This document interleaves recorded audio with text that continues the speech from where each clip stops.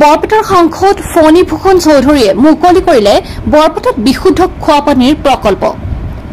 খোৱাপানীৰ সমস্যাত ভুগি থকা বৰপেটাবাসীলৈ বৰপেটা পৌৰসভাই লৈছে এক নতুন পদক্ষেপ। বৰপেটা পৌৰসভাৰ সৌজন্যত 19টা ৱাৰ্ডত নৱনিৰ্মিত বিশুদ্ধ খোৱাপানীৰ প্ৰকল্প ৰাইজলৈ মুকলি কৰা হ'ব। ইতিমধ্যে 9টা পানীৰ প্ৰকল্প ৰাইজলৈ মুকলি কৰা হৈছে। সেই মৰ্মে আজি বৰপেটা পৌৰসভাৰ অন্তৰ্গত 15 নং ৱাৰ্ডৰ গান্ধীনগৰত এই বিশুদ্ধ খোৱা পানীৰ প্ৰকল্পটো আনুষ্ঠানিকভাৱে উদ্বোধন কৰে 3 নং বৰপেটা লোকসভা সমষ্টিৰ সাংসদ ফণীভূষণ চৌধুৰীয়ে। বিশুদ্ধ খোৱা পানীৰ প্ৰকল্পটো উদ্বোধন কৰি সংবাদ মাধ্যমৰ আগত নিজৰ মন্তব্য প্ৰকাশ কৰি কয়, বৰপেটা পৌৰসভাই যি পদক্ষেপ লৈছে সেয়া আদৰণীয় পদক্ষেপ।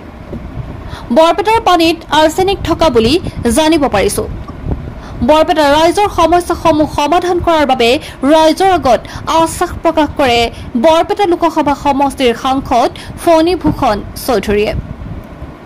News desk report MTV express.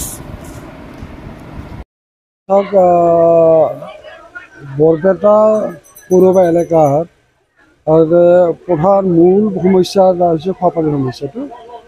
ইয়াত আচলতে যিটো গম পাইছোঁ মই জানামতে ইয়াত আৰ্ছেনিক বা আইৰণযুক্ত পানী ইয়াত পায়। গতিকে এই ক্ষেত্ৰত তাৰমানে বৰপেটা পৌৰসভাই যি পদক্ষেপ গ্ৰহণ কৰিছে, ৰাইজক বিশুদ্ধ খোৱাপানী যোগানৰ যিটো পদক্ষেপ গ্ৰহণ কৰিছে, এইটো আদৰণীয় এটা পদক্ষেপ হৈছে। মই তেওঁলোকক ধন্যবাদ জনাইছোঁ পৌৰসভা কৰ্তৃপক্ষক। আৰু ইয়াৰ জৰিয়তে নিশ্চয় বৰপেটা পৌৰসভাবাসী ৰাইজ উপকৃত হ'ব। আৰু এতিয়ালৈকে তেওঁলোকে 19টা ৱাৰ্ডত এনেধৰণৰ প্ৰকল্প তেওঁলোকে প্ৰস্তুত কৰি আছে। কিছুমানৰ সম্পূৰ্ণ হৈছে, কিছুমানৰ সম্পূৰ্ণ হোৱাৰ পথত।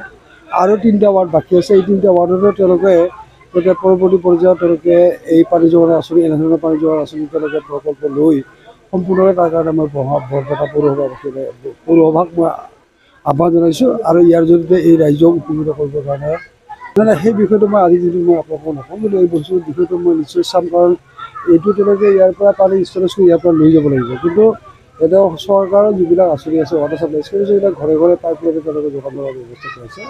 এতিয়া ইয়াৰ আঁচনিটো কি অৱস্থাত আছে এই কথাটো মই আজিৰ দিনটোত মোৰ তাৰমানে জ্ঞাত নহয়। গতিকে এই বিষয়ে নিশ্চয় চাম আৰু চাই এই কথাটো তাৰমানে বিভাগীয় কৰ্তৃপক্ষৰ লগত যোগাযোগ কৰি সেই তাৰমানে অনিৰ্মিত হৈ থকা পানী যোগান আঁচনি সম্পূৰ্ণ কৰিব পাৰে। তাৰ কাৰণে আমি প্ৰয়োজনীয় যিখিনি ব্যৱস্থা গ্ৰহণ কৰিবলৈ জৰুৰী হেঁচা প্ৰয়োগ কৰিলে এই হেঁচাখিনি এটা পৌৰসভাৰ যিহেতু মই এগৰাকী সাংসদ, সেই সূত্ৰে মই এগৰাকী প্ৰধান সদস্য পৌৰসভাৰ। গতিকে বৰপেটা পৌৰসভাবাসী ৰাইজৰ প্ৰতি দায়িত্ব, যিহেতু সভাপতি, উপসভাপতি বা ৱাৰ্ড কমিশ্যনাৰসকলৰ যি দায়িত্ব সম পৰিমাণে মোৰো দায়িত্ব আছে। গতিকে ডেফিনেটলি মই বৰপেটাবাসী ৰাইজৰ সমস্যাসমূহ যিমান পাৰোঁ মই সমস্যা সমাধান কৰাৰ কাৰণে চেষ্টা কৰিম আৰু মোৰ চেষ্টা অব্যাহত থাকিব।